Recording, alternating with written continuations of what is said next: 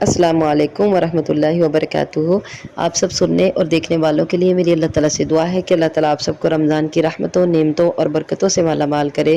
تو الحمدللہ الباقیات الصالحات میں آج ہم لائے ہیں ایک ایسی نیکی جس کے بدلے میں بخشش ہے، اور نیکی بھی بہت چھوٹی سی نیکی، بہت چھوٹی سی نیکی، اور اس کے بدلے میں بخشش ہے، اور بخشش کے بدلے میں کیا ہے؟ انشاءاللہ العزیز جنت ہے۔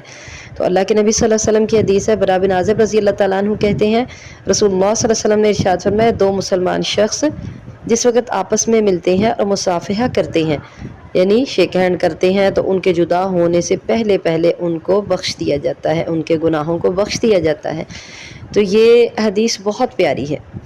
یہ احمد، ترمذی اور ابن ماجہ کی روایت ہے، اور اسی طرح کی روایت ابو داؤد کی بھی ہے۔ تو پتہ ہمیں چلا کہ الحمدللہ ایک چھوٹا سا عمل ہے، اس میں اللہ تعالیٰ نے اتنا زیادہ اس کا اجر رکھا ہے۔ اور وہ چھوٹا سا عمل کیا ہے؟ جب کسی مسلمان بہن کو ملے یا مرد کسی مسلمان بھائی کو ملے تو ان سے ہاتھ ملا کر مصافحہ کرنا ہے۔ مصافحہ کریں گے تو اس کے بدلے میں گناہوں کی معافی ہے۔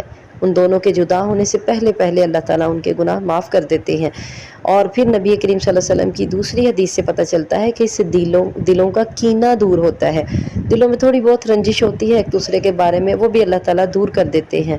دلوں کے کینے کو دور کرتے ہیں، تو مطلب یہ ہے کہ پھر مسلمان بہن بھائیوں کی آپس میں محبت بڑھتی ہے۔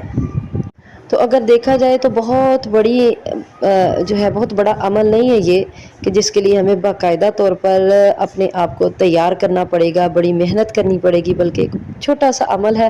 اور وہ کیا ہے؟ جب بھی کسی مسلمان بہن بھائی کو ملنا ہے، مرد مردوں کے ساتھ اور عورتیں عورتوں کے ساتھ ہاتھ ملائیں، شیک ہینڈ کریں، اور اس کے بدلے میں اللہ تعالیٰ گناہوں کو معاف کر دیں گے۔ اور پھر کتنی جلدی کہ ان کے جدا ہونے سے پہلے، کیونکہ اللہ تعالیٰ یہ چاہتا ہے کہ مسلمان بہن بھائیوں کی آپس میں محبت ہو۔ مسلمان ایک جسم کی مانند ہے، المسلم و اخو المسلم۔ تو مسلمان آپس میں بھائی ہیں، اللہ کے حکم کے مطابق ایک جسم کی مانند ہے۔ اور پھر اللہ تعالیٰ یہ چاہتے ہیں کہ مسلمانوں کا آپس میں اتحاد ہو، اتفاق ہو۔